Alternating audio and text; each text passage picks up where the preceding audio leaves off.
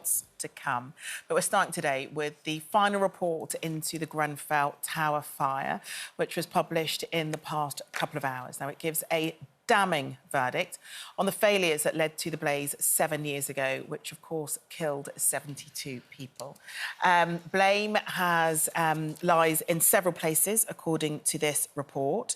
I'm going to list those that the report author said should be blamed for those deaths and for that fire. That list includes successive governments over the past 17 years, the tenant management organiser, the Royal Borough of Kensington and Chelsea, those who manufactured and supplied materials used in the refurb of the building, those who certified their suitability for use, the architect, the principal contractor, some of the consultants, the local authority's building control department and the London Fire Brigade. But just to say that the inquiry chair, Sir Martin Moore Bick, has said that not all of them bear the same degree of responsibility for the eventual disaster.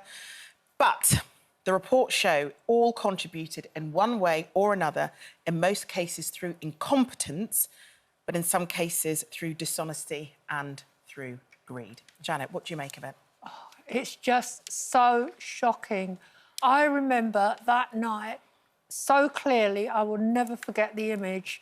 I was in a taxi going towards Heathrow to catch a flight for a holiday with people from Australia, friends from Australia I hadn't seen, and I was in a really joyful mood. And as I went along the Westway, I looked and saw the blaze. And when I got off the flight in Athens, the TV was on and it was dominating all the news. And anyone who saw it that night will never forget what happened. And obviously, growing up in Fulham, West London, and going to Notting Hill Gate every week, it's just a part of London I know intimately. So my heart goes out to the families of the 72 people who died.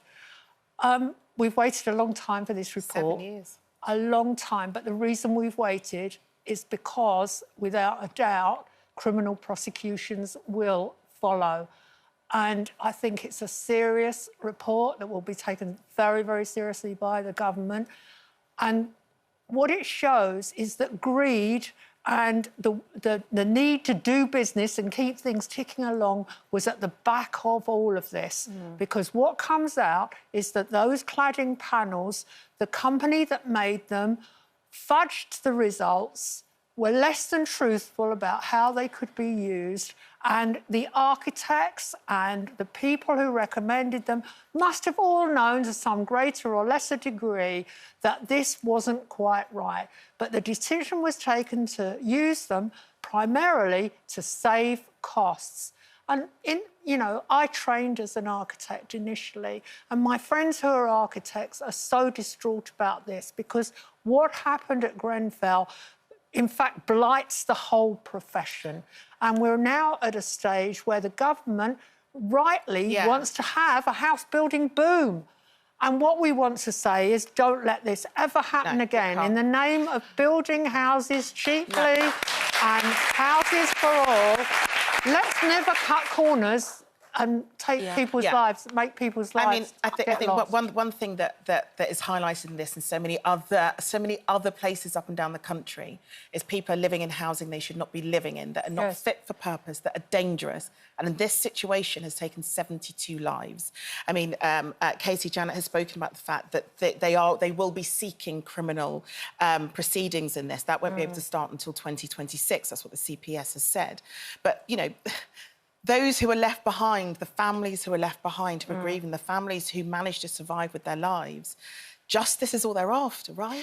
Yeah, and it's this accountability. And I think, we're sitting here talking about this damning report, and I'm thinking about people that are sat in their living rooms now watching these women, knowing they are living in properties made from those materials with that cladding, the anxiety and the fear that these people must be going through, as well as, like you said, the victims' families, that they cannot gain any kind of closure. We say the word justice. I don't really know if there ever is any justice in this kind of situation. And we can't keep having these inquiries where every single one of these inquiries that happens, that word avoidable keeps coming up. So lives didn't need to be lost. It was all avoidable. And it's not as if the residents didn't say, the spokespeople for the residents didn't say time and time again they were concerned about fire safety in their building. Yeah.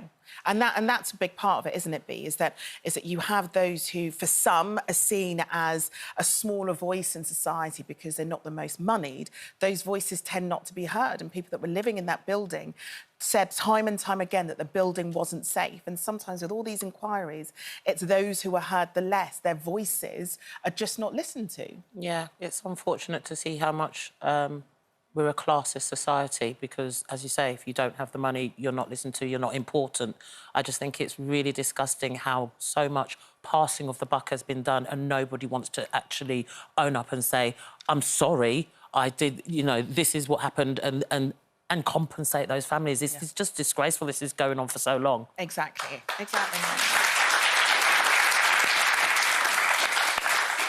OK, and do stay tuned, of course, for the ITV News lunchtime news, which will have more on the Grenfell Tower inquiry.